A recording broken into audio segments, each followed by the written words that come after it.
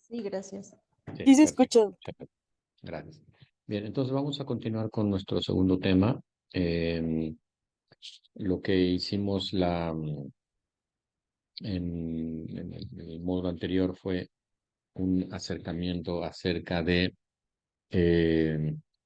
una contextualización general de em, eh, donde insistimos en que depende qué noción tengamos de mundo, de realidad, eso condiciona de alguna manera nuestra visión de ser humano y por lo tanto nuestra concepción de qué queremos mantener, qué queremos eliminar de ese ser humano en su conducta, es decir, qué conductas queremos continuar, qué conductas no queremos continuar, y eso en buena medida es la ética, ¿no? Entonces, para poder establecer criterios éticos hay que clarificar qué noción de ser humano estamos asumiendo y para clarificar qué noción de ser humano estamos asumiendo hay que, de alguna manera, caer en la cuenta qué noción de realidad o qué noción de qué cosmovisión estamos sosteniendo. Entonces, un poco esa fue la pretensión del tema anterior. En este tema vamos a hacer ahora una irrupción en el segundo punto, que es qué visión del ser humano vamos a sostener, porque de eso se va a condicionar qué tipo de ética vamos a plantear cuando queramos dar criterios éticos en la investigación en general, investigación clínica en particular. Entonces voy a compartir la presentación que como siempre solo intenta hacer una especie de guión para no extraviarnos en la exposición. Entonces, bueno, pues la idea es hacer una introducción al ser humano. Ya desde el título ya se puede sospechar que es un poquito como pretencioso, ¿no? Tendríamos que decir brevísimo acercamiento alrededor de una cierta comprensión del ser humano, porque todo lo que digamos ser humano no vamos a lograr abarcarlo, ¿no? Y sería demasiado pensar que en estos minutos, entre hoy y el sábado, vamos a hablar de qué es el ser humano, ¿no? Eh, entonces, en ese sentido, eh, hay que hacer una primera acotación, que es desde qué perspectiva nos vamos a mover en este análisis, ¿no?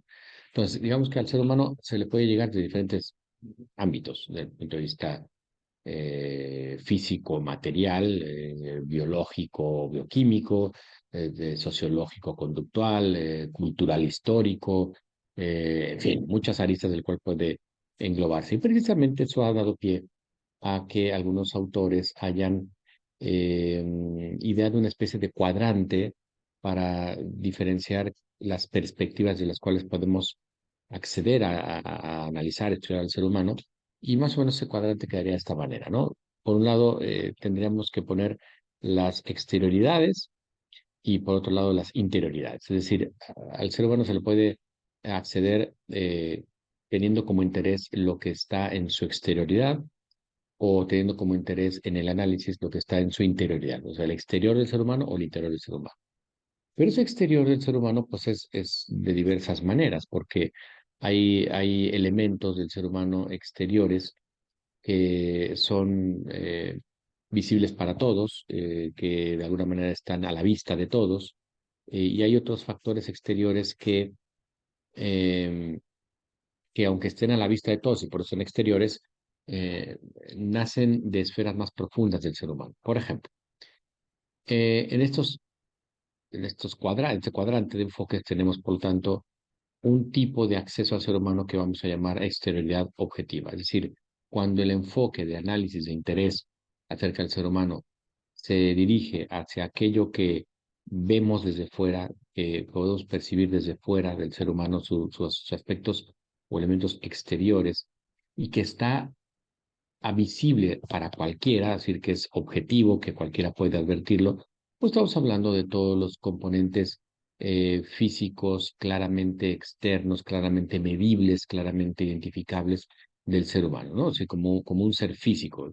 Vamos a ver su peso, su tamaño, su altura, eh, su complexión, quizá su funcionamiento en cierto sentido, como hace un médico cuando está haciendo una primera toma de signos, si tiene las herramientas para identificar esos signos, puede conocer pues, cuál es su presión, cuál es su pulso, etcétera, ¿no? También sus reflejos, eh, si está buscando, no sé, algún tipo de, de valoración estructural, cómo se para, qué postura tiene, es decir, una serie de cosas que cualquiera vería desde fuera teniendo una cierta capacidad para leer esos datos, esa manifestación externa del sujeto. Entonces, ese enfoque, pues, es de interés para ciertas disciplinas. Hay ciertas disciplinas que se enfocan en la exterioridad objetiva.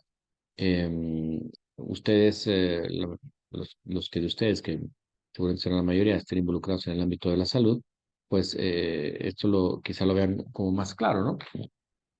Porque, por ejemplo, cuando ingresa un paciente a una sala de urgencia, ¿no?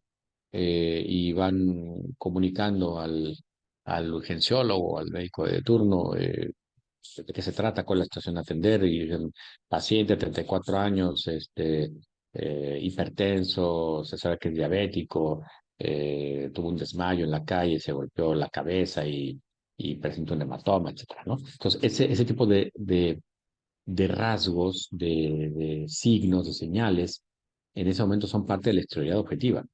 Ahí no importa dónde vive, qué cultura tiene, cómo se llama, eh, su historial cultural, su historial académico, sus hobbies, o sea, a menos de que sea relevante para el momento, ¿no? Que diga, no, pues este paciente, traigo un paciente que es es piloto de Fórmula 1 y se acaba de estrellar en la curva, ¿no? Eh, Ahí sí, de alguna manera, pues eh, importa una afición o una profesión, pero desde el punto de vista de lo que cualquiera vería, ¿no? Es decir, eh, repito, no importa qué tan apropiado lo tenga, si era un hobby, si es una profesión, si estaba por ahí y dijo, voy a meterme aquí a esta pista a jugar con los go-karts y entonces estrelló. Es decir, son cuestiones de orden despersonalizado que tiene en común con otros seres humanos. O sea, el campo de la historia objetiva simplemente quiere resguardar que este enfoque está reservado a aquellos que tienen un cierto interés en los rasgos que el ser humano tiene por ser humano en sentido físico, ¿no? Em, Cuasi anatómico, casi como un punto masa en un, en un, em, en un plano cartesiano, ¿no? Es decir, no interesa allí, repito, ningún dato especialmente particular ni personal. Hay otro campo de la exterioridad que alude a una esfera que no obstante sea la exterioridad, es una exterioridad que es el vehículo, esa exterioridad, para plasmar parte del interior, o para dar cauce, o para dar, eh, sí, para manifestar parte del interior del ser humano, que es lo que vamos a llamar exterioridad subjetiva. Es decir, todo aquello que el ser humano trae de dentro y lo manifiesta. Yo a partir de la exterioridad subjetiva, que es el campo de estudio de interés de lo que el sujeto revela mediante su acción, pero no cualquier acción, sino la acción que deja productos, la acción que manifiesta hechos, la acción que da pie a conductas, ¿no? Es decir, son todos los hechos que tienen que ver con la conducta, con la producción, con eh, objetos que el ser humano plasma, desde unas huellas en una caverna o una pintura rupestre que me dice mucho de la concepción, de la cosmovisión que tenía esa comunidad, de los intereses que tenían, si lo hacían pues, como parte de un rito para poder hacer más eficaz la cacería o alguna manifestación religiosa donde pensaba que los elementos de la naturaleza tenían algún tipo em, de propiedad mágica, o cuando yo veo cómo se viste alguien, cómo trae un traje típico, trae un uniforme de profesión, si veo yo a una persona vestida de enfermera, o lo veo vestido de militar, o lo veo vestido de sacerdote, o lo veo vestido de, eh, no sé, lo que sea. Bueno, eso de alguna manera, el uniforme es parte de la exterioridad subjetiva. Es decir, manifiesta algo de ese talante, de ese carácter, de esa profesión, de sus intereses. eh, o una persona vestida de traje, o una persona en traje de baño. Es decir, de alguna manera nos hace ver, pues, qué trae desde dentro, qué quiere, de qué quiere que nos enteremos, ¿no? De su presencia, qué quiere qué desea que tengamos presente ante su presencia, en su existencia frente a nosotros. Es parte de la exterioridad subjetiva. Fundamentalmente, ahí es claro el tema de la tecnología, de la cultura, porque la tecnología es una manera de expresar nuestra capacidad de gestión ante la naturaleza, ¿no? Si yo, o al del entorno, si yo tengo un teléfono en la mano, de alguna manera muestro eh, ese objeto y conductualmente que estoy utilizado. De hecho, me puede servir para fingir que estoy comunicado con otra persona y entonces no saludar a otra o no tener que iniciar una conversación con alguien, ¿no? Porque finjo que estoy comunicado, es una manera de decir, ah, está comunicado. O tú vas a ver a una persona y te das cuenta que está en tu teléfono, aunque no sea cierto, no sabes si está actuando, está realmente en tu teléfono, y dices, ah, está ocupado, ¿no? Entonces manifiesta que está ocupado mediante un artilugio tecnológico, ¿no? O un lenguaje de señas o una señal de que ahorita nos vemos un momentito, que, ¿no? Detente, ahorita te atiendo, ese tipo de cosas son parte de la exterioridad subjetiva, es decir, hace de la exterioridad un vehículo para expresar algo ya, ¿no? Es la exterioridad subjetiva. Y la exterioridad va de la mano en este cuadrante que estamos diciendo, donde, digamos, y visualizamos esto eh, en un plano, tenemos en el plano superior, tenemos la exterioridad, en el plano inferior tenemos la interioridad. En el plano superior, además, tenemos de un lado la exterioridad objetiva, la objetividad, y en el otro plano tenemos la subjetividad. Entonces, objetivo, subjetivo, exterior, interior. Si cambiamos de orientación o de enfoque y distinguimos no solamente la exterioridad, sino ahora la interioridad. Esa interioridad también puede ser enfocada desde el punto de vista objetivo y subjetivo, ¿no? Entonces, una eh, eh, interioridad es una noción que de por sí alude o atañe a lo más interno, ¿no? Entonces, ahí casi que la interioridad eh, parecería que no es posible plantear en términos objetivos, porque es de lo interno. Pero fíjense, interioridad objetiva alude a aquello que desde dentro me constituye de tal modo que para todos es claro qué tengo dentro. Es decir, es complicado, ¿no? Porque uno dirá, a ver, ¿cómo? Si es de lo interior, pues difícilmente puedes advertir los de fuera, ¿no? Pero es que tengo dentro, que desde dentro, de alguna manera, eh, permite que otros, desde fuera, adviertan lo que tengo dentro. Entonces, eso alude a nuestra esencia, a nuestra naturaleza, a lo propio del ser humano. Es decir, si yo estoy llorando, si yo estoy riendo, si yo muestro preocupación, una persona, incluso un animal, puede advertir desde fuera, de manera objetiva, que tengo emotividad, que tengo emociones, o que algo me pasa, o que algo siento. Si un animal puede advertir, ah, este está enojado conmigo, me tengo que defender, o está vulnerable, le puedo atacar, ¿no? Pero también las personas pueden darte cuenta, alegre, estás contento, estás enojado, estás triste, estás deprimido, estás proactivo, estás flojo, lo que sea. O sea, uno está de alguna manera en posibilidades de mostrar, no de mostrar, sino que de otro advierta desde fuera que traigo, ¿no? Pero esto es más fuerte porque es una exterioridad objetiva, por lo tanto es más fuerte que simplemente advertir que traigo, es más bien advertir que soy.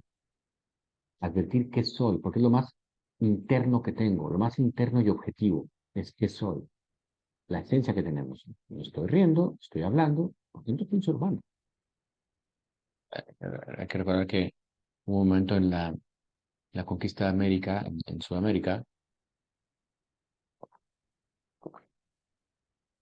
donde el Papa es consultado por los conquistadores ante la eh, imagen completamente inusitada a los ojos de los conquistadores de algunos indígenas que estaban con una presentación que parece era completamente desconocida, porque no se parecían a los aborígenes de Asia o de África, conocían, con el pelo hasta el suelo, con pintura en el rostro, con modos de caminar eh, que no se parecían, o modos de presentarse, de ponerse, de actuar, no sé, con sonidos, con unos lenguajes guturales que no se parecían a ninguna lengua articulada a la que conocían los conquistadores.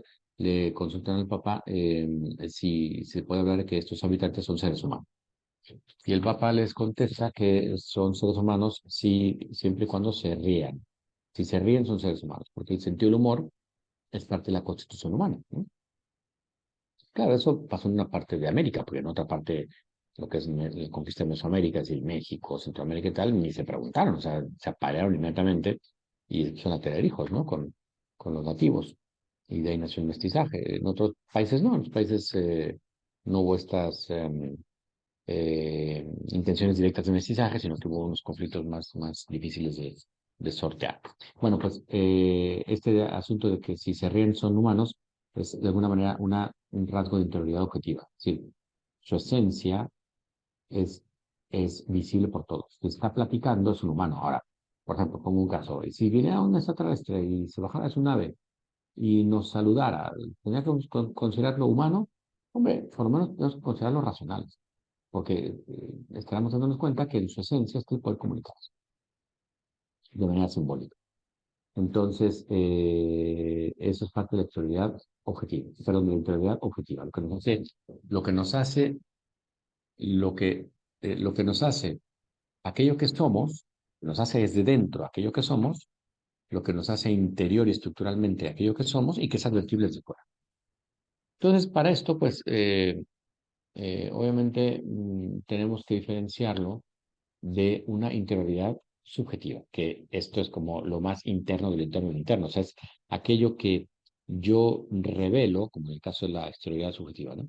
Aquello que yo revelo del yo que soy, de lo más interno que tengo y que lo puedo manifestar, ¿no? Es decir, por ejemplo, una fobia. No sé, yo por ejemplo le tengo fobia, fobia clínica eh, a los roedores.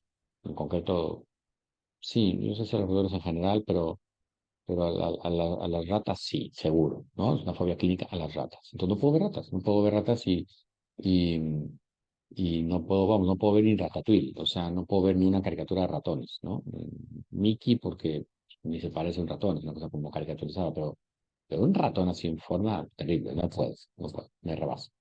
Entonces, pues eso es parte de mi interioridad subjetiva, o sea, tengo una fobia, un desarrollo conductual ante un determinado fenómeno genera una reacción interna. Entonces, yo sudo frío, me pongo nervioso, me da, no sé, ganas de salir corriendo. Entonces, eso es parte de una interioridad subjetiva, es decir, es algo que crea desarmonías en mi conducta, que si de repente, no sé, veo un señor con una botarga que está bailando y promocionando un producto, un raticida y está vestido de rata, en ese momento lo cojo a patadas, ¿no? Porque no puedo verlo, ¿no? El otro día estábamos en una feria de un colegio, en una kermés de un colegio, aquí me invitaron a uno de mis hijos, y había un puesto que si el niño jugaba tiro al blanco y no sé qué historia, se ganaba unos premios, ¿no? Entonces, mi hijo pequeño se ganó unos dinosaurios y se ganó un dinosaurio de plástico que uno de los cuales lo pones en agua y crece, ¿no? Entonces, llegamos a la casa y tal, y estábamos viendo que se habían ganado los dos niños y tal.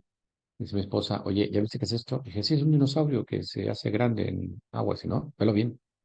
Y era una maldita rata, una rata de plástico que metías en agua y se hacía grande. O sea, era así como el antipremio, ¿no? Que podía yo permitir que llegara a esta casa.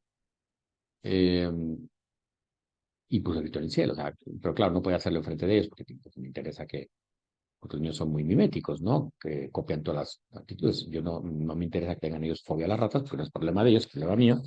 Y bueno, tampoco voy a permitir, como me pidieron el otro día, uno de ellos que me dijo, papá, ¿puedo tener un hámster de mascotas? De ninguna manera, ¿no? Pero ahí tienes uno que argumentar para que no aflore la fobia. Y bueno, pues no, porque mira, tiene un hábitat necesario, los animales, hay animales salvajes, tienen que estar en su hábitat propio y tal y tal. Y con eso un poco dejó de insistir. Pero, pero vamos, que ese juguete sí me perturbó en el momento que, bueno, imagínate, o sea, es un juguete que no sabía que era una rata, es una rata. Y encima lo vamos a poner en agua para que crezca, ¿no? O sea, es como el acabose, va a haber el maldito monstruo ahí, y no va a poder estar. Entonces, total que es un asunto de mi integridad subjetiva. Entonces, cada uno de estos enfoques, vamos a ver, pero no, a mí no me define esa fobia, ¿no?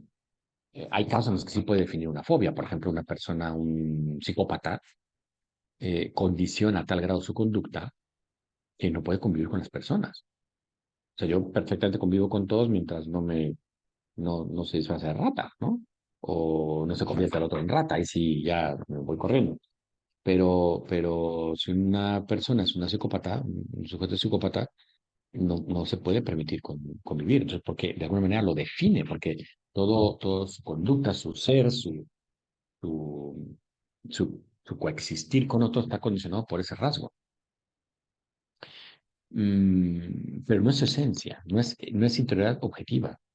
Es un asunto subjetivo que se salió de las manos y entonces se distorsiona como le pasa a un mentiroso, como le pasa a un adicto, como le pasa a, a un temerario, eh, en fin, gente que sabe que tiene poco tiempo de vida, porque si cada día está asumiendo riesgos innecesarios y está haciendo parkour, que es estas piruetas que hace la gente, hay un sujeto que está haciendo piruetas de un edificio a otro en piso 50 y está saltando de una azotea a otra, sabes que eso en un momento le va a cobrar la vida, ¿no? Eh, pero hay gente así. Entonces eso de alguna manera es parte de lo que le gusta, lo que le interesa, lo que le llama, lo que le mueve, pero puede ser tan duro que lo constituya como tal, y entonces lo haga un suicida, ¿no? Bueno, pues estos enfoques diferentes son explorados por diferentes disciplinas. Si hay disciplinas, ya aventuramos un poco los diferentes enfoques y algunas disciplinas que se ocupan de estos enfoques. Hay disciplinas que se interesan en la dimensión de exterioridad objetiva del ser humano. Es decir, al ser humano me interesa como cuerpo físico. Vamos, incluso al margen de su especie, o sea, como punto masa. Por ejemplo, si yo voy a hacer el cálculo de, eh, por ejemplo, de cómo mejorar los sistemas de seguridad en un auto y estrello voluntariamente un auto con unos maniquís dentro para ver en dónde tienen que estar los puntos de fijación del cinturón de seguridad, cómo funciona o cómo está funcionando el despliegue de la bolsa de aire, frontal, lateral, o estoy intentando analizar cómo reacciona el cuerpo humano ante un choque y ante ciertas estructuras o ciertos materiales del auto, si es fibra de vidrio, si es policarbono, si es metal, si es lo que sea. Bueno, si estoy haciendo ese estudio, me va a interesar representar al ser humano con su peso, es decir, un maniquí que tenga forma humanoide, que yo pueda saber para dónde va la cabeza, cómo sacude los brazos, cómo va el tronco, cómo funciona el agarre del cinturón de seguridad. Y me va a interesar reproducir no solamente la figura, sino, pues, de alguna manera la altura, la talla, el peso, que es parte de la exterioridad objetiva, es decir, cosas que yo puedo ver desde fuera de un ser humano. Es decir, me interesa el ser humano en cuanto a objeto físico. Y si yo estoy analizando, por ejemplo, una cosa triste como fue el accidente de los tripulantes del Columbia, del transbordador espacial que se incendió al regresar a la Tierra, y me interesa eh, identificar cómo fue la dinámica de caída de los astronautas que se quemaron al regresar a la Tierra, y tomó el video que se tomó de cómo iban entrando y había varios objetos incandescentes.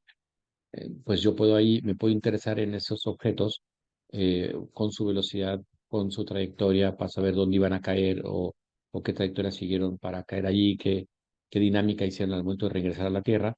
Pero obviamente me voy a interesar en cuanto a cuerpos, es decir, no sabré que es parte del motor, sabré que es parte de la salsa, sabré que es un ser humano, es solo ser humano. Es decir, ah, ahí la consideración de la exterioridad objetiva casi podría ser al margen de que se tratara de un ser humano. Aunque hay disciplinas que se interesan, como el caso del estudio de la dinámica de un accidente, le interesa por ser humano, o sea, porque está vigilando o está analizando cómo se comporta el cuerpo humano ante un accidente, eh, pero de un punto de vista objetivo de su esterilidad, ¿no? Cómo es el golpe, cómo es el chicoteo del cuello, dónde van a parar la cabeza, cómo se mueven las piernas, para prevenir con diferentes bolsas de aire y sistemas de protección ese tipo de reacciones, ¿no? Entonces, esto hay disciplinas que se ocupan de eso, que les interesa eso. Hay disciplinas que en cambio se ocupan de la exterioridad subjetiva, es decir, todo lo que estudie la cultura, todo lo que estudie cómo se comporta el ser humano en sociedad, qué tipos de tecnologías produce, cómo usa esas tecnologías, en fin, toda una serie de no sé, diseños de casas, por qué esas casas y no otras, dónde le gusta al ser humano ir a veranear, qué tipo de patrones de consumo tiene, eso todo lo que tiene que ver con conducta, entre otros, conducta cultural en un entorno o de un mismo, ¿no? Tiene que ver con la exterioridad subjetiva, o sea, todo lo que manifiesto. Y las disciplinas que estudian eso, pues son las disciplinas que les interesa eso, estudiar las manifestaciones humanas, ¿no? Em, Hay otras disciplinas que se interesan de la interioridad objetiva, sí, de aquello que nos constituye de dentro, pues se interesan disciplinas sobre todo filosóficas, algunas sociales, ¿no? Pero sobre todo filosóficas, porque la filosofía es como la que más directamente está orientada a analizar el constitutivo de algo, el constitutivo interno, o sea, la esencia de algo, ¿no? La esencia del objeto en este caso.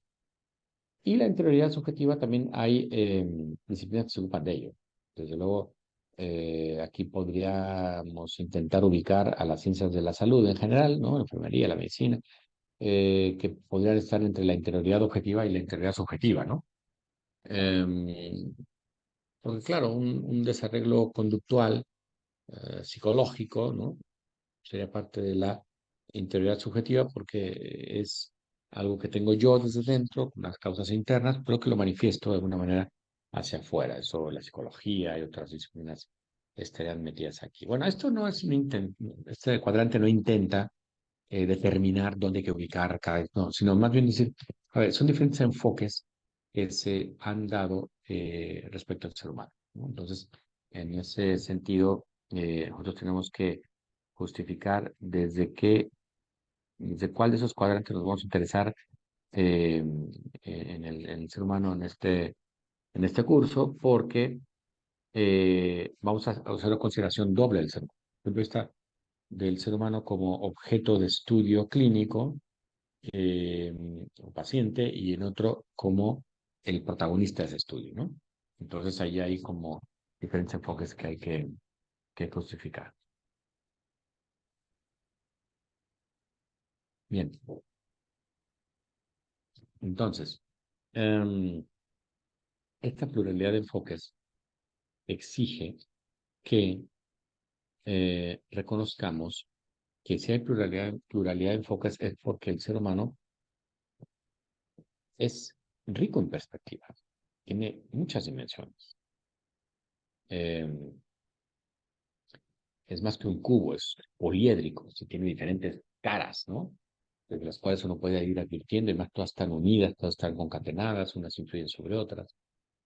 Entonces, obviamente el ser humano de suyo tiene todas estas mezclas dentro, tiene interioridades, exterioridades, objetivas y subjetivas, todas ellas. Es un todo que va actuando en conjunto. Pero desde el punto de vista didáctico, necesitamos decidir un punto de vista desde el cual, una perspectiva desde la cual analizarlo, dependiendo de que nos interese analizar el ser humano. En este curso hasta donde vamos, hemos estado insistiendo que nos interesa, de alguna manera, plantear qué tipo de conductas quisiéramos mantener entre aquellas que hace el ser humano y qué tipo de conductas no nos gustaría. Y que necesitamos un criterio que analice esa conducta y la argumentación de por qué quisiéramos mantenerla o por qué no. Que eso es la ética, ¿no? Entonces, de alguna manera, eh, la ética es el resultado de un cierto enfoque, de una cierta prioridad. No es lo mismo establecer eh, que es importante acudir al árbitro en un partido de fútbol cuando siento una falta, es decir, árbitro, me acaban de lastimar, pite algo, ¿no? Marque algo, marque una sanción o algo. O sea, no es lo mismo en ese nivel, ¿no? Decir, oye, date cuenta, ¿no? Yo estoy llamando la atención de ese árbitro. No es lo mismo eso, llamar la atención de ese árbitro para que juzgue una falta, a que yo sea el protagonista de la falta, porque desde dentro tengo un odio completo a ese jugador, ¿no? O una rivalidad enfermiza contra el equipo de ese jugador.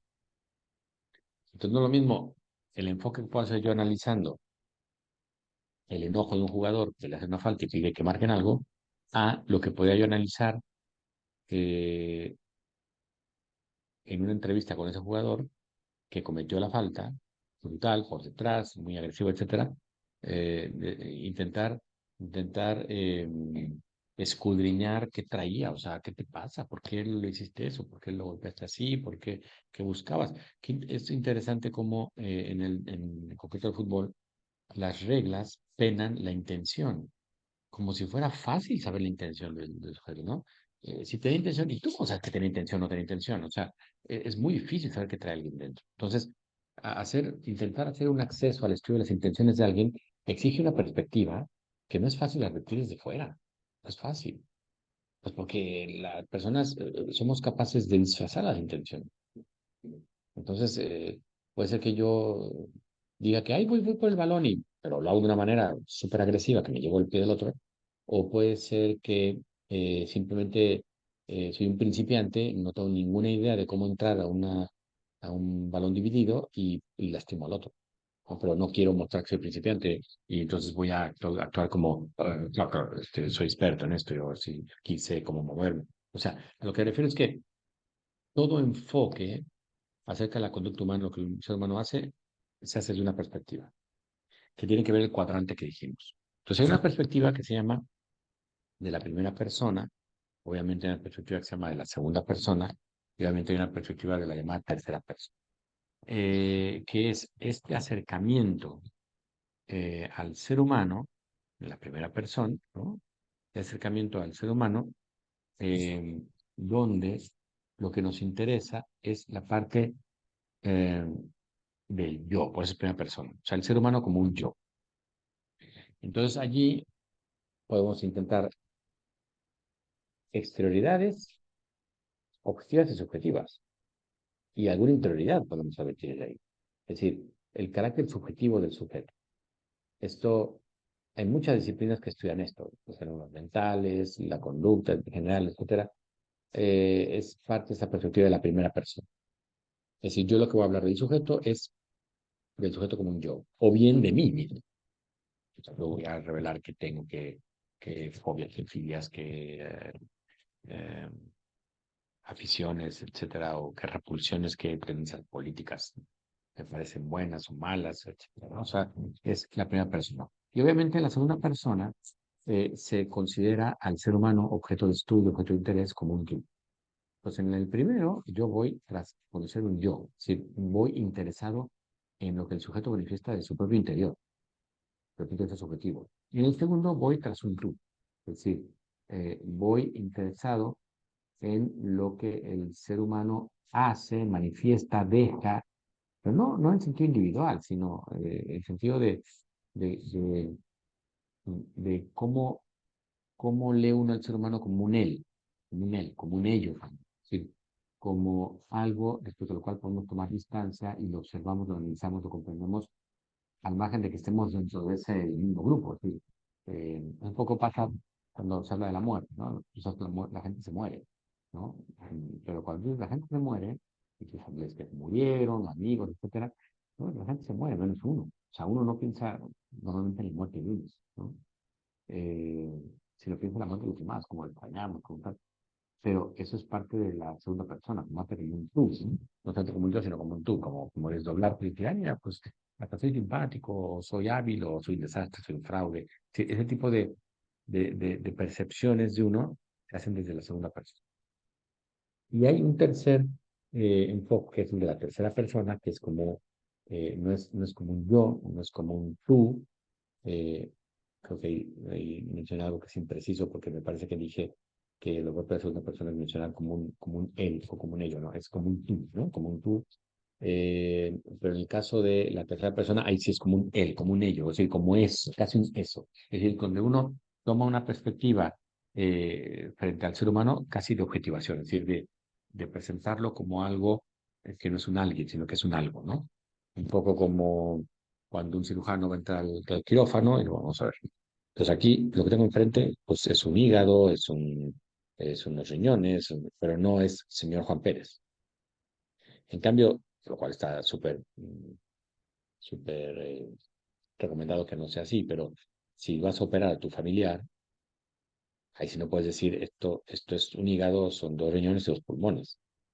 O sea, intuitivamente vas a pretender decir, a ver, es mi hijo, es mi papá, y pues está tan eh, desa- de- de- desaconsejado ese tipo de intervenciones porque pues, no puedes actuar desde la tercera persona, que es lo que se esperaría de un cirujano, que actuara sobre eso que tiene enfrente.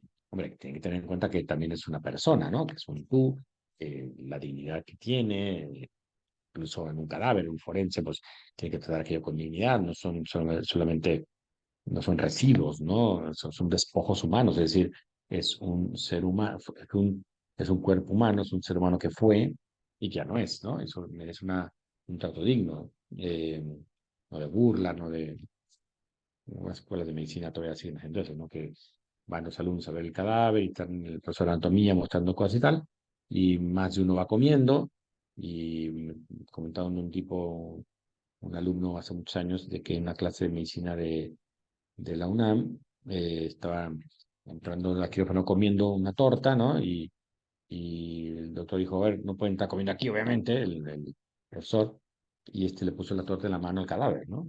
Y pues, como tenía un cierto rictus en la mano, pues ahí descansó la torta y estuvo ahí atendiendo a la clase todo el tiempo, y acabó la clase, le quitó la torta al cadáver y se fue. O sea, eso es falta completa de respeto, ¿no? O sea, eso es, mm, eso es el extremo de la tercera persona, porque es tomar al ser humano como objeto,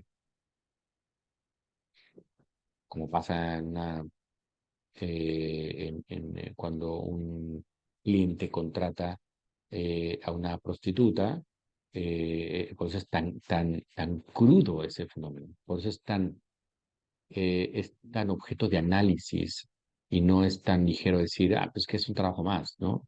Y como trabajo más está regulado, en zonas de tolerancia, con atención ah, sanitaria, etcétera, que no está mal, porque las personas necesitan también una cierta protección hasta donde se les puede dar un seguimiento y tal. Pero convertirse en un trabajo más, donde lo que importa, crudamente dicho, lo que importa a una persona de esa otra persona es su carácter de objeto, es su carácter eh, el rendimiento físico que puede darme su presencia, el rendimiento ni siquiera físico, eh,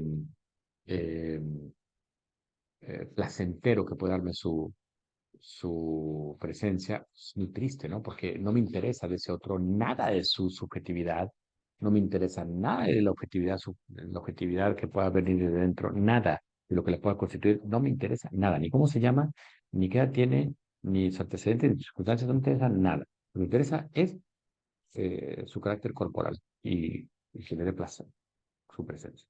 O sea, es la cosificación más dramática que puede haber en un sujeto eh, humano frente a otro, comparable desde luego a la esclavitud, ¿no?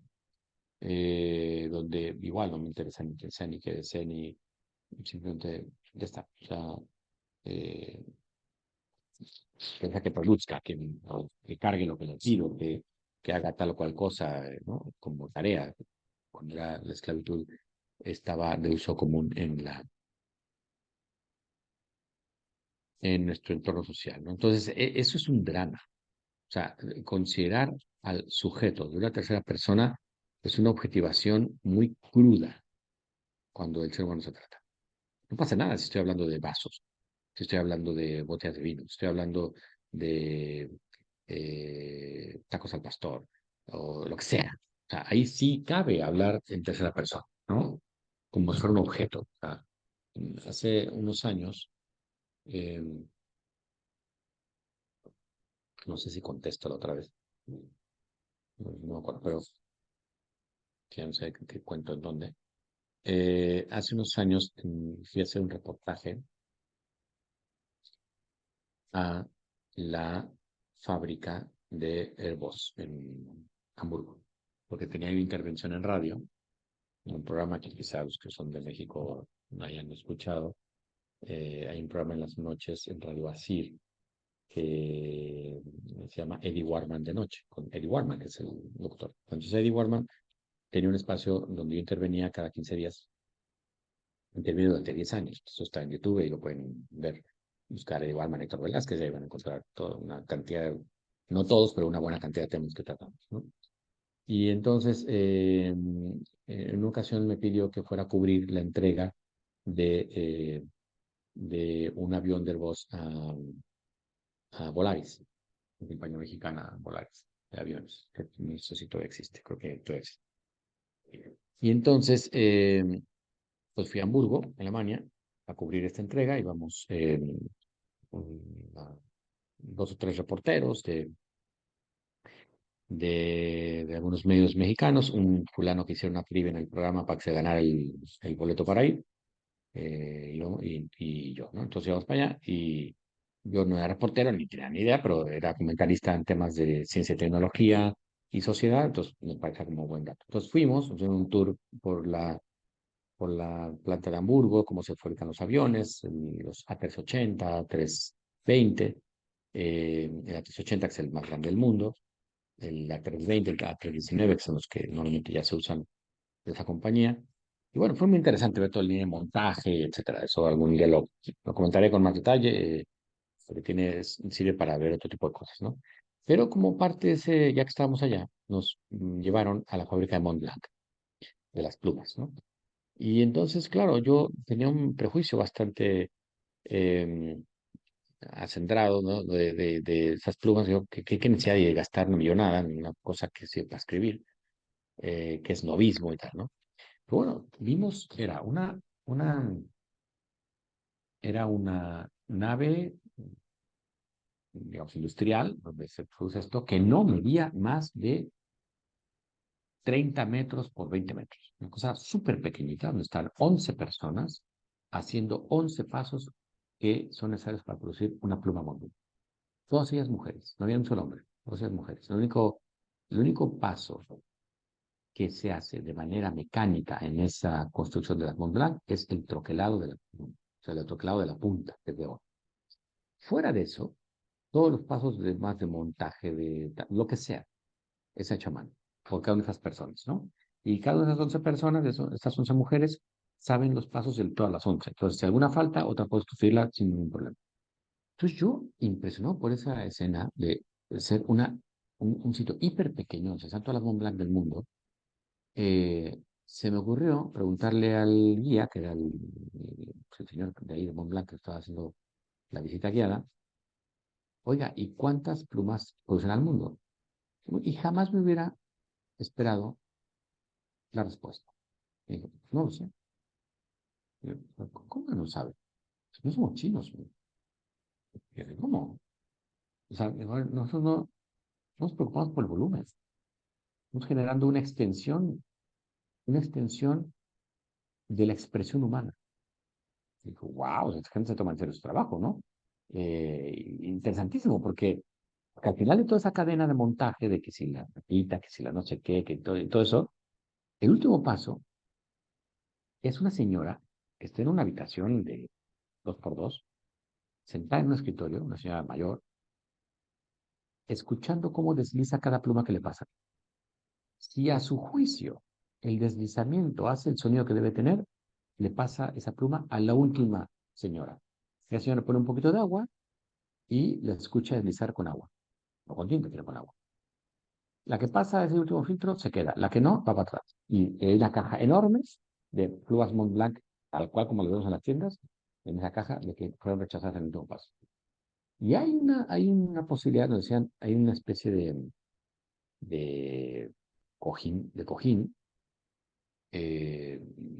muy plano, muy rígido, donde uno puede escribir lo que sea, y entonces va registrando cuánta presión hacemos, cuando hacemos qué letras, cómo ponemos la mano, cómo todo. Y entonces, con base en esos datos, se fabrica una Mont Blanc a tu medida, con una punta a tu medida, que responda al tipo de inclinación que hace, el tipo de presión.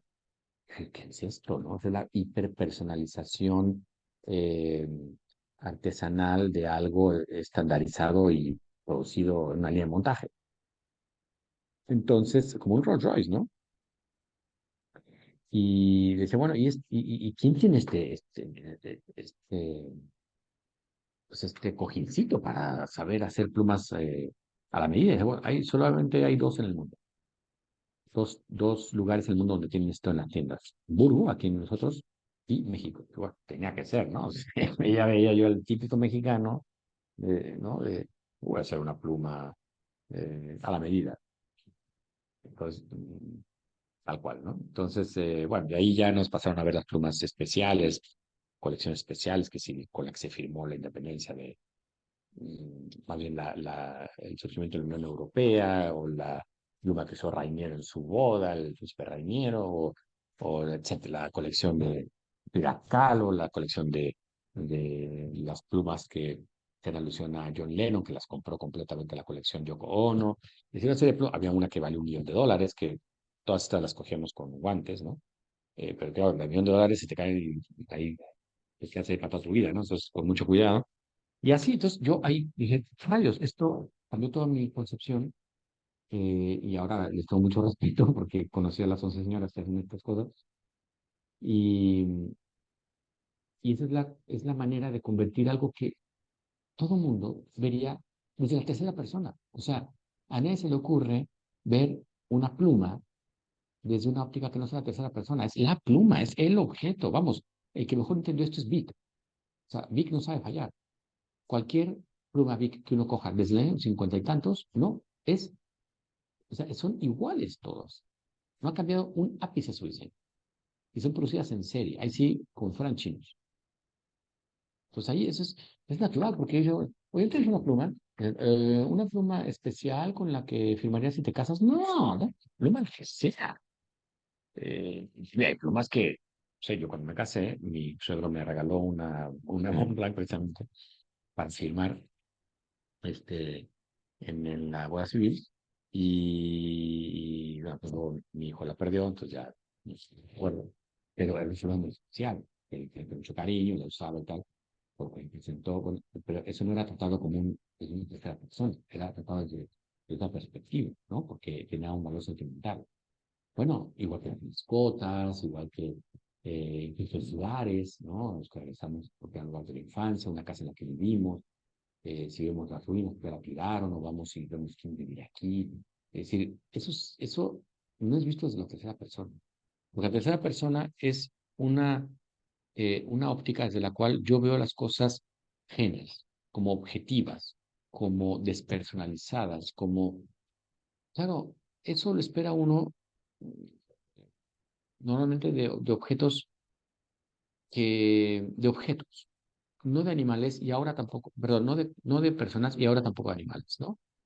Es muy interesante porque la legislación actual ha cambiado en eso, ¿no? Hay países donde, a ver, obviamente no se prueben a tanto, aunque algunos sí, de considerar los animales como personas, ¿no? Pero tampoco como objetos. Y la tradición legal en todo el mundo occidental ha tratado a los animales como objetos, objetos de propiedad, ¿no?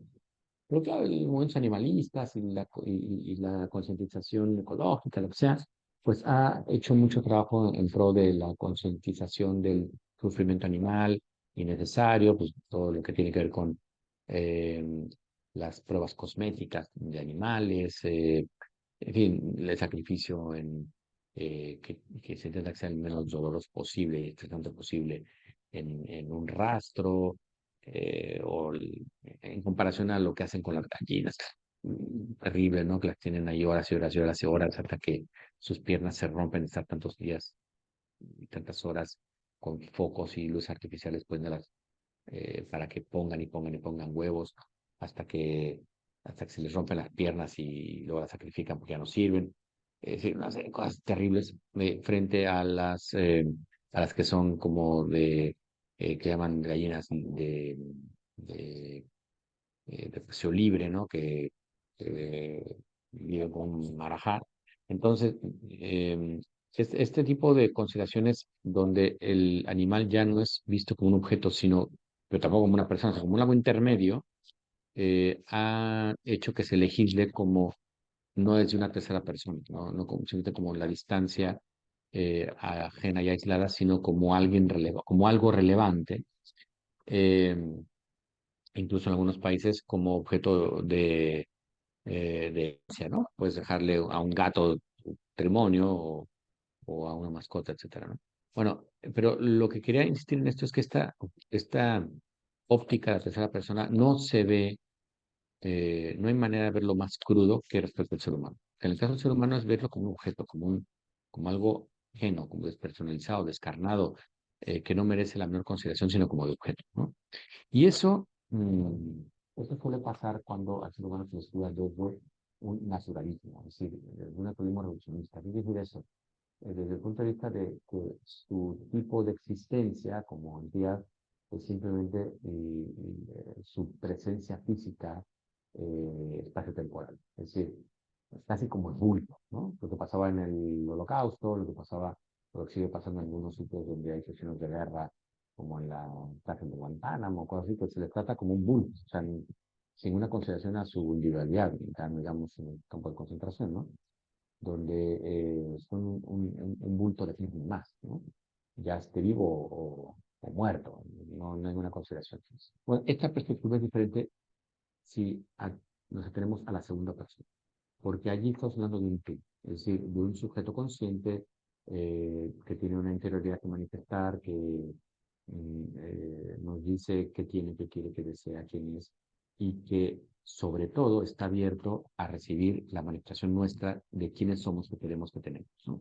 Entonces, esa intersubjetividad se da cuando el acceso o el interés sobre el ser humano se da desde la segunda persona.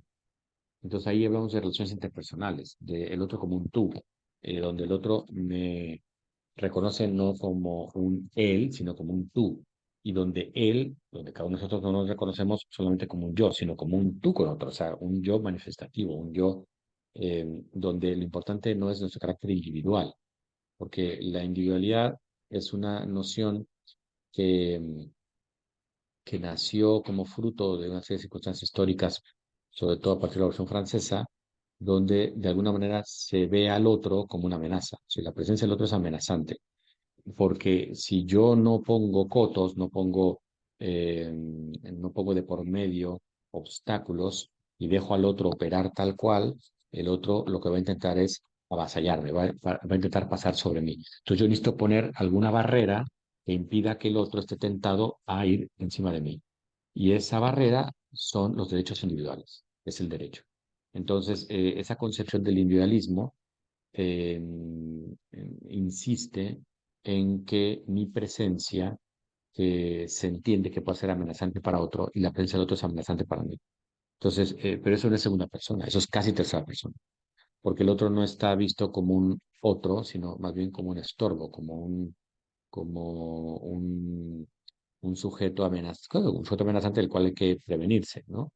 Y eso genera sociedades, guetos, ¿no? Donde yo me mantengo en un grupo que sea impermeable a la presencia de otros, donde no tengo por qué interesarme, ni preocuparme, ni contactar, ni interactuar con otros con los que no tengo nada en común. Eso pasa mucho en algunas ciudades grandes, donde la gente de cierta zona no se relaciona ni se le ha perdido nada en la zona externa o exterior o contraria a la ciudad. La gente del sur no va a ver a los del norte, la gente del oriente no toca a los del poniente. Es decir, hacen sus propios guetos, ¿no? Porque no hay una necesidad de tratar al otro como un tú. Y por lo tanto, me protejo mi individualidad. Mi individualidad, ¿qué quiere decir? No división. Es decir, yo tengo un núcleo inviolable que debo tener las garantías de que el otro no quiera eh, ocupar ni mi espacio vital, ni mi situación de ningún orden, ¿no? Y esto, pues repito, genera estas conductas de aislamiento, donde ese individualismo exacerbado pues, genera estas barreras de protección. Bueno, pero eso no es la segunda persona. Una persona es cuando yo considero al otro como un sujeto manifestativo y me intereso no solamente en aquello que él manifiesta, sino en lo aquello que él es, ¿no? Y entonces, si yo me doy cuenta que hay un homeless que vive debajo de un puente y no me interesa su presencia o le saco me muevo porque eh, como se dice coloquialmente, le saco al bulto, es decir, paso mejor cuando no está, porque me causa repulsión, porque me causa incomodidad, porque soy un político y no quiero que eso se vea y que hay que disfrazarlo, o soy simplemente un ciudadano al que no le gustan los espectáculos crudos, entonces niego esa realidad y me aíslo de aquello. Bueno, pues esto no es tratarlo como una persona, eso es tratarlo de una tercera persona, como un objeto, como parte del inmobiliario eh, que hay inmobiliarios sociales o urbanos que no nos gustan y otros que sí, ¿no? Hay monumentos terriblemente espantosos en algunas ciudades y hay monumentos que son muy bonitos y a uno le gusta que la gente que visita la ciudad los vaya a ver, ¿no? Es parte del mobiliario urbano. Bueno, pues cuando una persona en esas circunstancias se le toma también como parte del mobiliario urbano, se le toma como un mobiliario del que no queremos tener, ¿no? Nosotros mismos no queremos ver. Entonces eso es el drama de tomarlo como un sujeto, como un ser humano, desde el punto de vista de la tercera y no de la segunda persona. Es decir, ese carácter individual que grita, que no se le toque, que no se le invada, que no, ¿no? Y bueno, cuando se habla de segunda persona, entonces no sirve la noción de individuo, sirve la noción de persona. O sea, sirve la noción de persona que a diferencia del individuo es la de un sujeto que tiene una interioridad manifestativa. Es decir, que a lo largo de su vida va relacionándose con un medio, va incorporando ese medio a lo que es el mismo, la cultura, los amigos, el entorno, la comida, el idioma, las costumbres, lo va incorporando, lo va convirtiendo en parte del mismo y va haciendo de él una cierta interioridad. Va generando una interioridad o una intimidad de la cual nosotros podemos darnos cuenta solo si el sujeto las manifiesta. Y al manifestarlo sabemos eh, si le gusta jugar, si le gusta ver Fórmula 1, si le gusta cantar, si le gusta estudiar, si le gusta la cultura, la historia, los deportes, o no, o le gusta fumar, o le gusta drogarse, o le gusta tomar, o le gusta el fuego, etcétera. O sea, todo aquello que el sujeto nos manifiesta desde sí mismo y que también de alguna manera nos permite a nosotros manifestarnos. Eso es la segunda persona, la, el enfoque del cual nos interesamos en lo que el sujeto manifiesta que quiere, que es, etcétera, y que acoge lo que nosotros manifestamos a partir de lo que queremos y somos, ¿no? Y luego hay una tercera persona, pero una óptica, la primera persona, donde allí pues, estamos hablando del yo. entonces del yo. Entonces, ¿qué disciplinas interesan por la tercera persona? Pues obviamente aquellas decimos que les interesa el ser humano. O sea, ¿qué disciplinas se interesan en el ser humano desde la tercera persona? Aquellas que se interesan en la objetividad, en la exterioridad objetiva. Es decir, aquello que casi no es humano, sino las características físicas, incluso casi no humanas, es decir, su peso, su resistencia, eh, o cuerpo, su punto masa, sí, su punto de equilibrio, perdón, etcétera, ¿no? Su temperatura, o sea. ¿Y a quién le interesa la perspectiva de la segunda persona? Pues a todo lo que tiene que ver con el carácter psicológico, sociológico, em, conductual, ético, también, desde luego. Y aquí le interesa la primera persona, pues uno tiene que ver con el subjetivo, ¿no? La psicología, eh, que todos la lingüística, eh, eh, en fin, ¿no? Algunas otras disciplinas que se interesan por lo que el ser humano tiene como un yo, ¿no? En estas perspectivas también se puede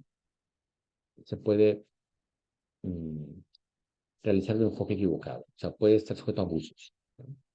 Porque demasiada insistencia a enfatizar el análisis o la lectura del ser humano desde la tercera persona puede despersonalizar y reducirlo a sus rasgos exclusivamente materiales, que es el naturalismo reduccionista. Es decir, la persona, un médico, por ejemplo, que no es exclusivo obviamente de los médicos, pero un médico que puede decir, a ver, yo lo que tengo enfrente no es Juan Pérez, lo que tengo enfrente casi que no es un cuerpo, no es una pierna, es un tendón que voy a arreglar. Yo tengo enfrente tendones, yo me dedico a arreglar tendones. Esto se ve mucho en las hiperespecializaciones, ¿no? Y vas a buscar un médico en una clínica de especialidades y pones, no sé, traumatólogo.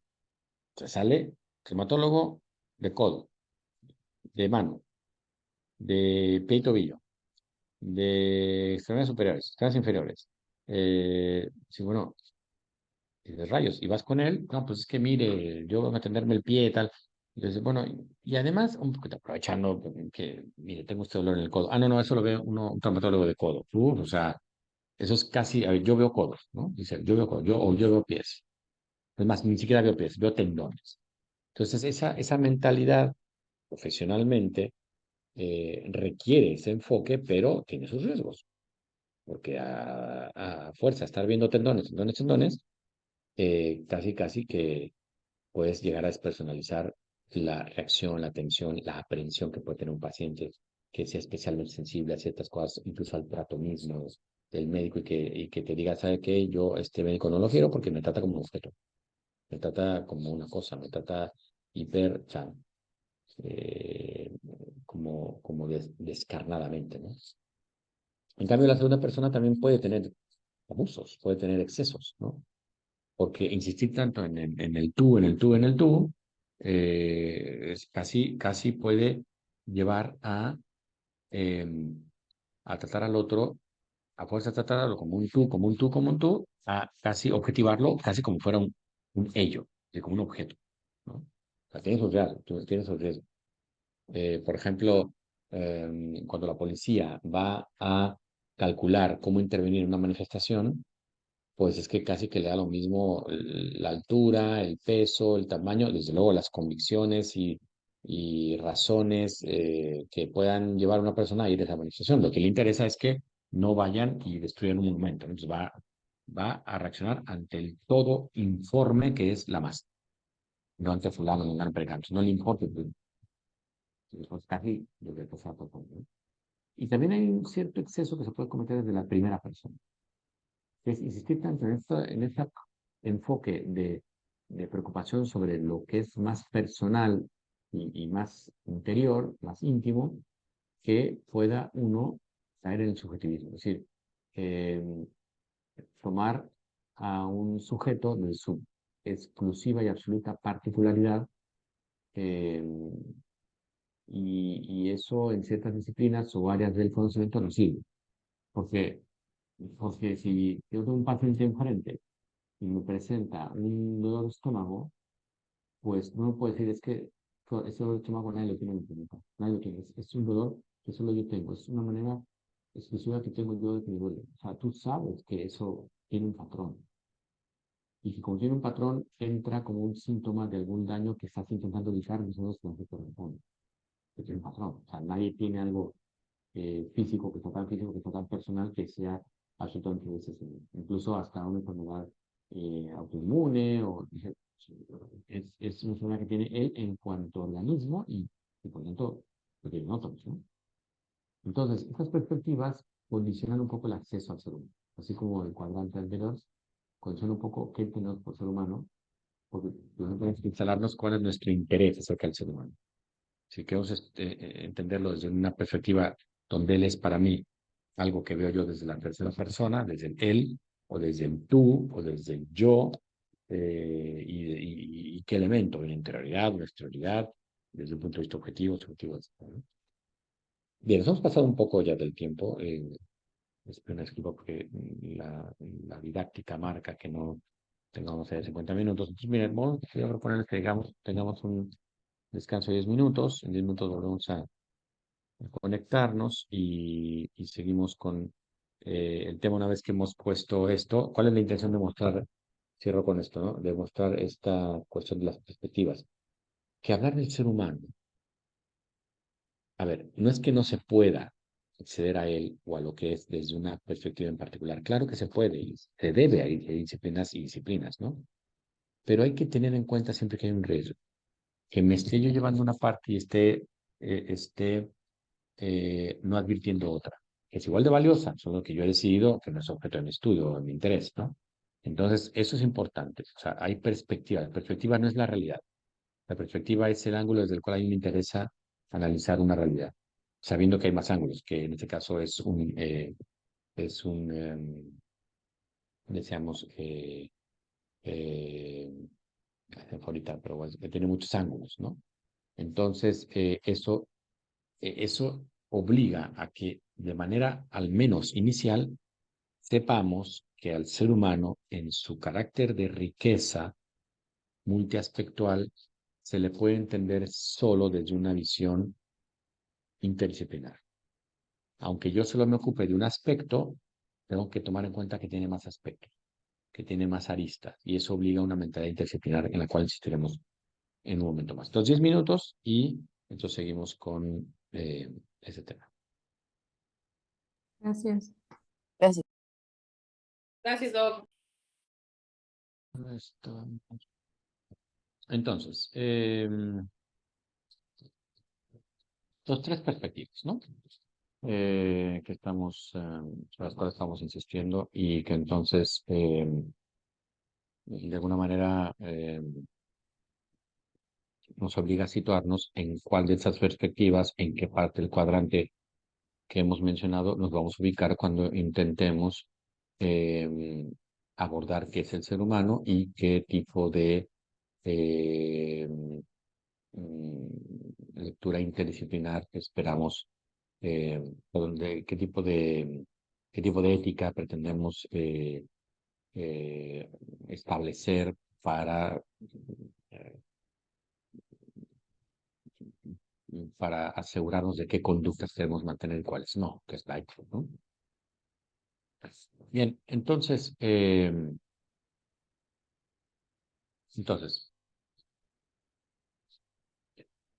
esta, em, este cuadrante que vimos y estas tres perspectivas, repito, nos obligan a enmarcar dónde estamos parados cuando queremos analizar qué es la naturaleza humana o qué noción de ser humano vamos a tener y qué ética queremos proponer. Obviamente no puede ser una tercera persona. Obviamente no puede ser una primera persona. Nuestra perspectiva del ser humano tiene que ver tiene que acercarse al ser humano, no desde un algo, sino desde un quién. Y la tercera persona no da para tratarlo como un quién, porque es una visión tomando demasiada distancia. casi como objeto. Y si yo tomo casi como objeto al ser humano, lo tomo como un qué, no como un quién. Entonces, la visión del ser humano valida la propuesta de que debería haber un enfoque ético en su conducta cuando hace sus actividades y entrega de investigación y investigación clínica, esa visión de que el ser humano debería tener una cierta preocupación por mantener ciertas actitudes y otras no, eso es tomarlo no como un ello, o como un eso, sino como un quién. Y eso es segunda persona. No es primera persona porque no estamos hablando de el parecer interno de alguien, no, estamos hablando de el ser humano que somos todos. O sea, cuando hablamos del ser humano, no hablamos de un ser humano que no existe, que es una idealización donde ninguno se reflejaría. No, al revés, tenemos que hablar de ser humano donde todos nos reflejemos, pero todos nos reflejemos no como si fuéramos, no como si se adaptara solamente a nosotros en lo particular, a Juan Pérez, a mí, a Héctor Velázquez, no, sino donde todos por igual nos le conozcamos, tú y yo. Es decir, un ser humano donde quepamos todos, pero no alguien en particular solamente, sino todos. Entonces no es primera persona, es tercera persona, perdón, es segunda persona. Y lo que nos interesa al ser humano es su interioridad objetiva, es decir, lo que constituye a cada quien desde el centro, a cada quien en lo que es desde dentro. Entonces, esa interioridad objetiva, vista de la segunda persona, es lo que eh, es el aspecto, es la perspectiva desde el cual se debería abordar al ser humano para comprender cuál es el fundamento de la propuesta ética que se quiere establecer. Ahora, si hablamos de interioridad activa, que es la esencia, la naturaleza, y hablamos de una persona que es el tú, el quién, no el qué, sino el quién, pues de alguna manera lo que estamos diciendo es, estamos asumiendo eh, una cierta visión, una cierta naturaleza del ser humano que, que nos da oportunidad, nos permite comprender qué tipo de ser somos en contraste a otros tipos de seres que también tienen conducta regulada. Por ejemplo, los animales. Los animales no humanos también tienen conducta regulada, porque el animal tiene que resolver una tarea. El animal tiene que ocuparse de una tarea en especial, solo de una exclusiva tarea tiene que ocuparse, que es sobrevivir. El ser vivo tiene esa tarea y lo hace el animal, que es sobrevivir. También lo tienen los vegetales y las plantas, pero esta sobrevivencia, en el caso de vegetales y plantas, no tiene una condición que sí tienen los animales, sobre todo los superiores, que es la percepción del entorno. Es decir, que los animales tengan sensibilidad, sobre todo los superiores, tengan sensibilidad, eh, da otra dimensión a la sobrevivencia. Porque la planta, los vegetales, que no tienen sensibilidad, su rango de sobrevivencia es simplemente reactiva. Es decir, responden bioquímicamente a una serie de entornos que le permiten sobrevivir. Generan fotosíntesis, sacan nutrientes del suelo, conducen la savia por dentro, dan frutos, etcétera, dan pie a que un agente externo los polinice. Es decir, es una reacción, es reactivo. Dadas las condiciones, genera unos fenómenos y eso permite sobrevivir.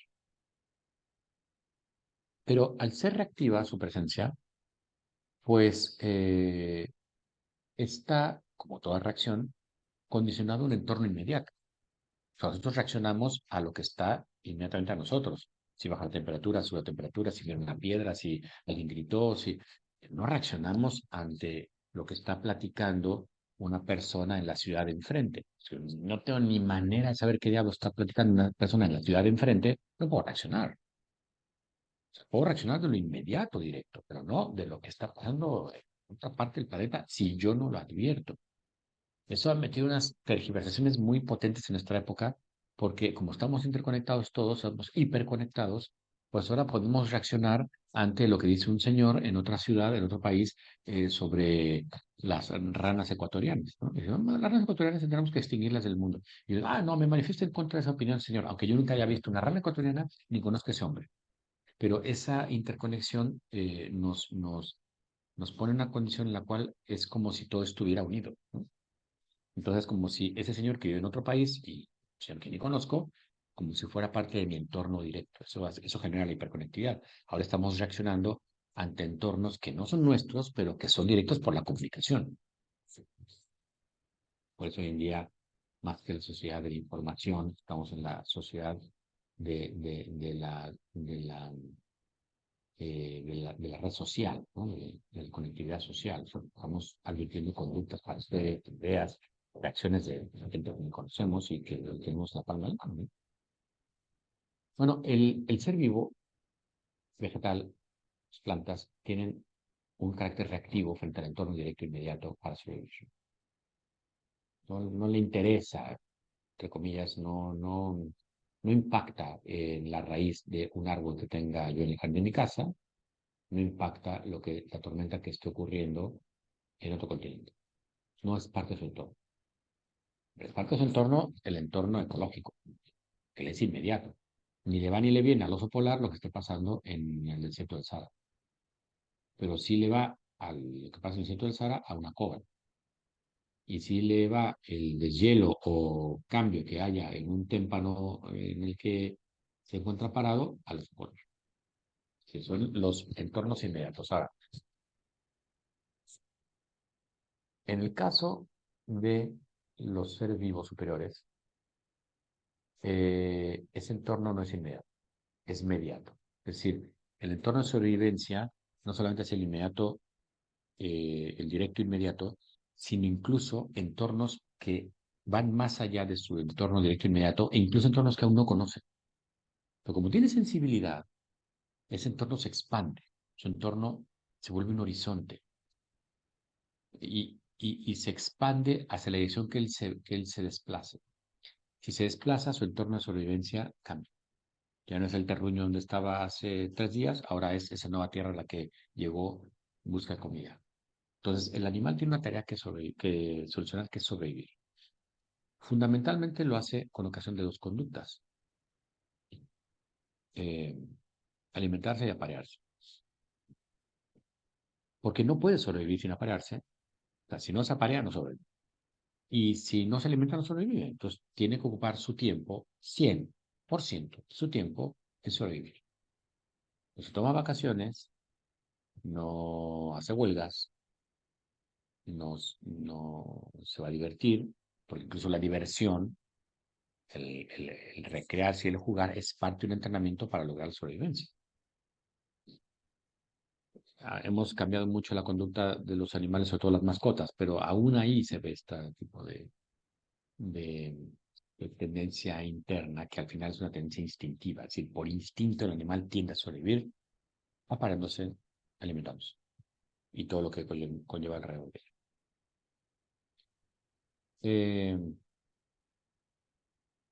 Entonces el ser humano, en comparación a eso, pues no tiene como tarea ni preferencial ni única de su existencia sobrevivir. No vinimos aquí a sobrevivir, no somos animales. No solo somos animales. Ojo, que cuando decimos no solo, en cierto sentido también quiere decir, pero también lo somos. Digo, yo no solo soy eh, hueso, sangre y piel, pero también lo soy. No solo eso, pero también lo soy. No solo soy un eh, ciudadano mm, de México. No, solo soy ciudadano de México o mexicano, pero también lo soy, ¿no? Es decir, cuando decimos no solo, es que, por otro lado, también lo somos, aunque no sea exclusivamente eso. Entonces, también el ser humano no es solamente animal, también lo es. Y tenemos instintos. Pero los instintos, aunque aparecen, y son fuertes y son definitivos, no tienen el único protagonismo como en el caso de los animales no humanos. Entonces, eso quiere decir que, vamos a ver, en el caso de los animales, el instinto te marca las necesidades, el umbral de acción, en qué momento, en qué circunstancia hay que activarse.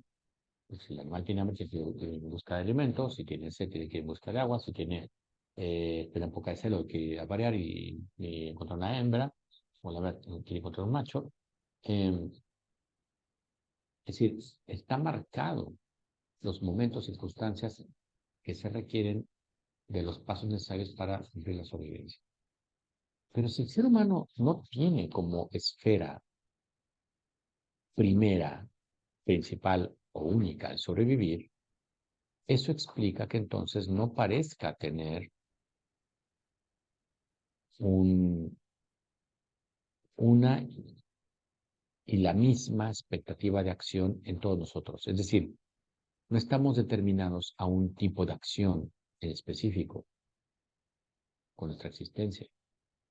Estamos, porque no somos animales, solo somos animales.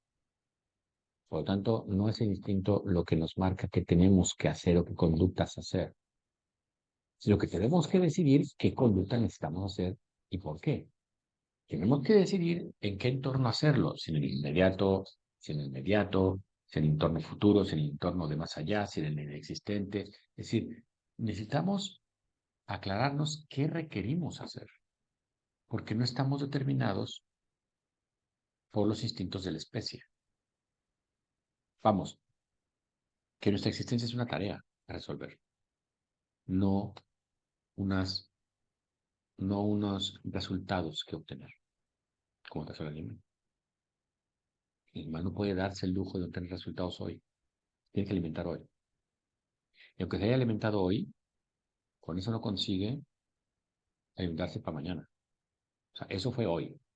Mañana serán otras circunstancias, otra hambre diferente, otra necesidad de solventarlo para sobrevivir. Es otra sobrevivencia. Que haya sobrevivido hoy no garantiza que con eso le alcance para mañana. Mañana tendrá que buscarse su sobrevivencia otra vez cuando despierte. Entonces, sale a casa, tiene sus rutinas, tal. Es una historia repetitiva, cíclica. Pero si siquiera se puede ver de esa manera. En el caso del ser humano no tenemos esa ventaja. Porque no tenemos la ventaja del animal de estar propenso instintivamente, no es decir programado, a cumplir con su única tarea, que es la sobrevivencia. Y ejercer toda su creatividad, imaginación en cumplir esa exigencia de la naturaleza que sobrevive. No tenemos eso. Entonces uno puede sentirse, oye, pues no estamos como el animal programado a un cierto tipo de alimentación en un cierto tipo de territorio y a pelearnos con un cierto tipo de hembra en cierto momento del celo. No, eso no está en las instrucciones humanas. Entonces, como no está finalizado por la especie, es decir, no está determinado por la especie a la que pertenece a ciertas conductas en particular, se las tiene que buscar. Tiene que intentar desplegar como qué acciones soy capaz de hacer. Y así fue encontrando culturalmente el ser humano grupos que se acompañaban, o en solitario, pero también se acompañaban para cazar, para alimentarse, para para crear los hijos. Así fue encontrando el ser humano la posibilidad de construir ciudades, de construir recintos a donde llegaran los nuevos que van a nacer, pero también los que van pasando por ahí pueden incorporarse. Es decir, una serie de dinámicas que el ser humano va mostrando que lo suyo no es el instinto. Porque el instinto opera cuando algo está determinado, está acabado. En el caso del ser humano, estamos incompletos. Por eso no nos dedicamos todos a lo mismo. Y no nos dedicamos todos a lo mismo ni en el mismo momento, ni con la misma intensidad, ni con las mismas preferencias. Y sin embargo, en todas ellas, todos esos momentos o preferencias, vamos revelando ciertos rasgos esenciales. Por ejemplo, la libertad. Por ejemplo, la capacidad mental de reflexión. Por ejemplo, la capacidad de, eh, de actuar con base en la razón la voluntad, libertad. Entonces eso nos permite visualizar que el ser humano es otro talante, es otra naturaleza, tiene una condición diferente,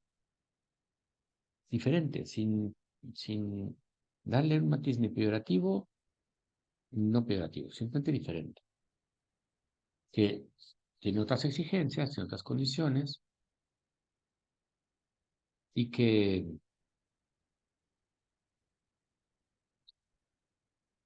de algún modo, al ser diferente, pues nos muestra que cada quien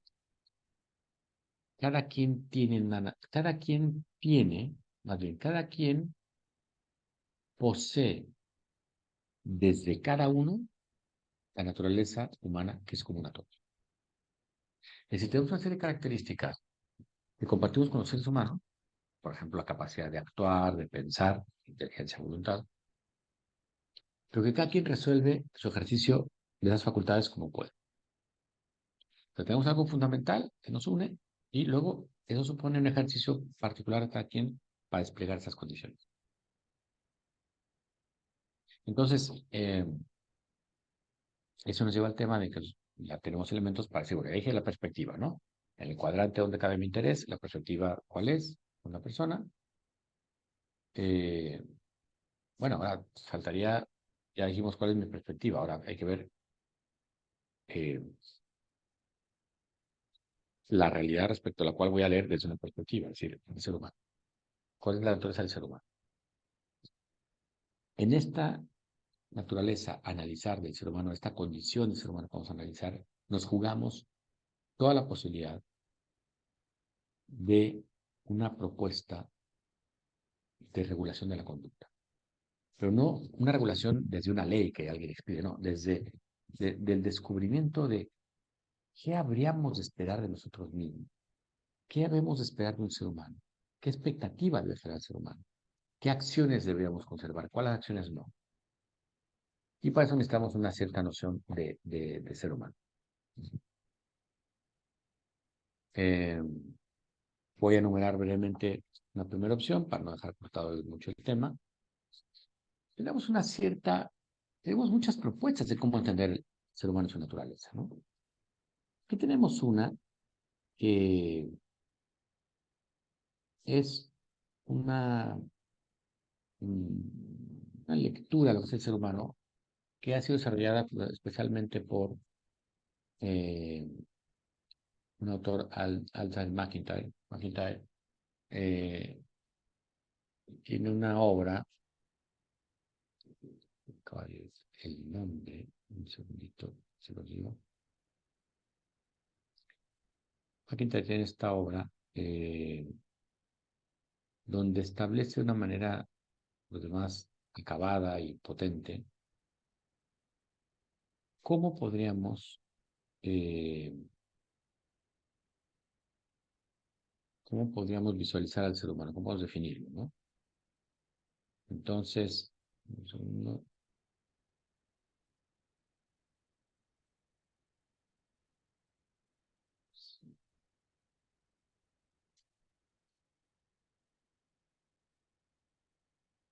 No necesita estas cosas, pero bueno, en esta obra, este autor, McIntyre, aborda una serie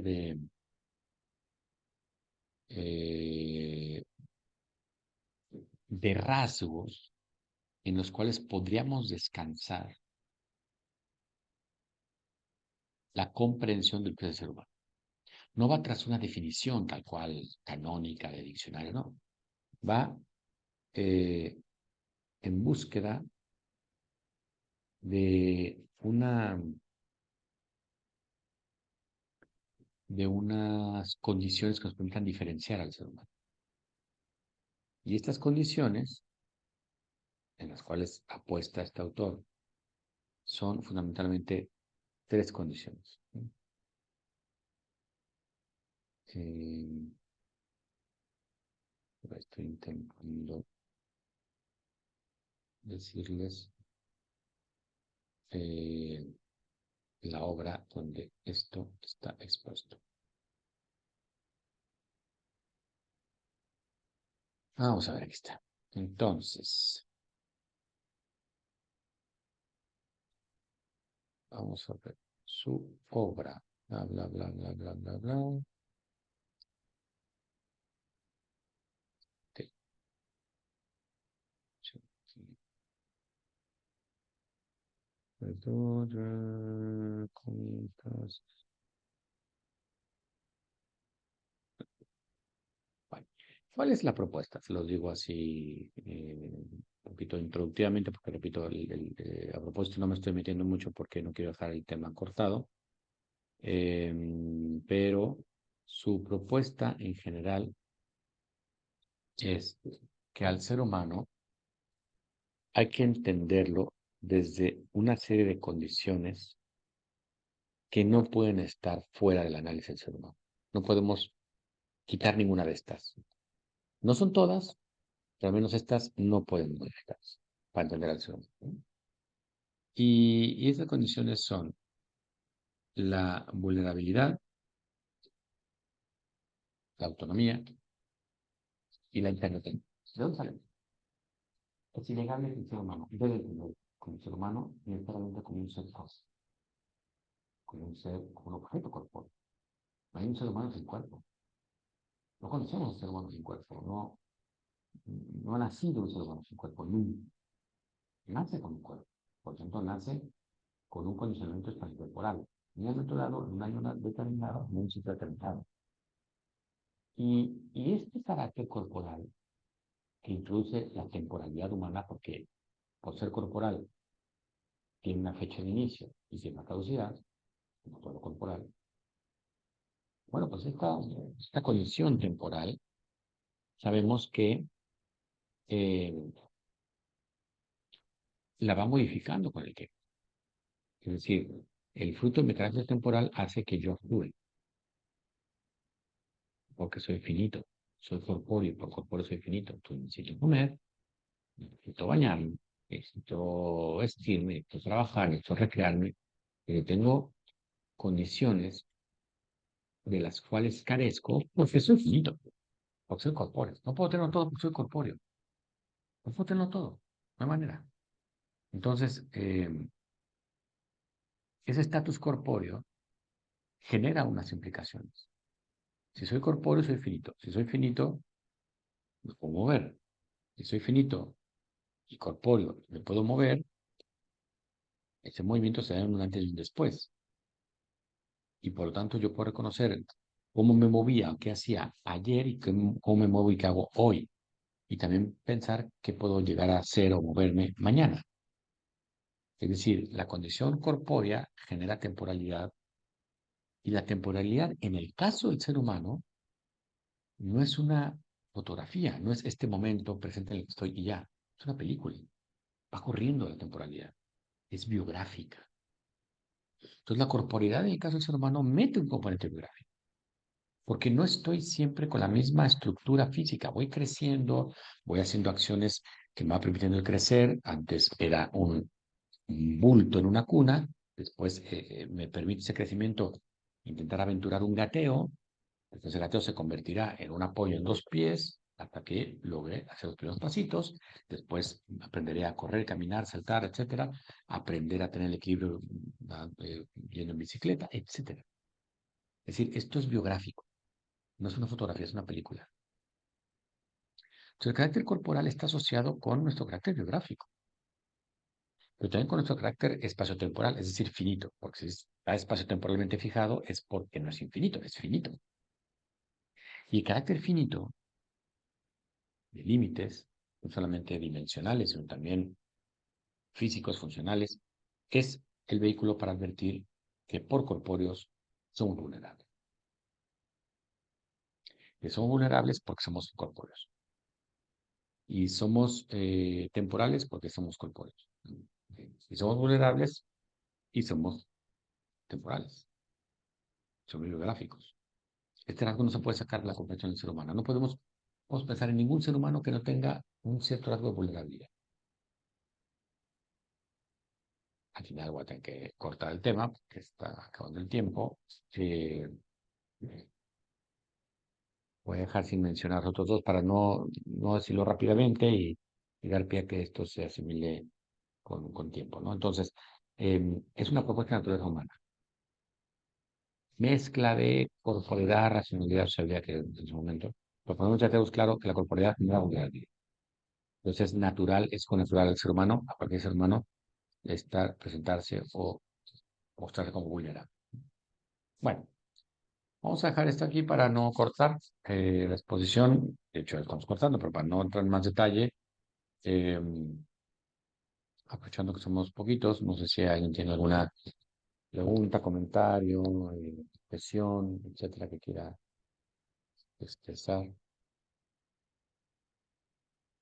No, todo bien, muchas gracias.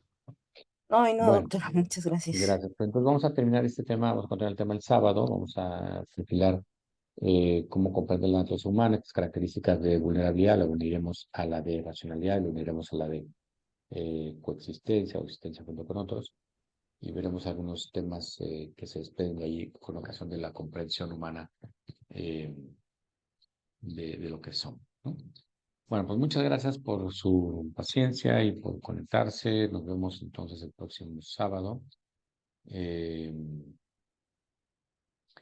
todavía no alcanzo, todavía no aprendo bien las variantes. Supongo que esta señal que pusieron era de aprobación, no tanto de pedir mano para pregunta, ¿no? Entonces, bueno, pues entonces nos vemos el sábado y continuamos para entonces. Muchas gracias. Buenas noches. Gracias, Gracias. buenas noches. Gracias, Gustavo.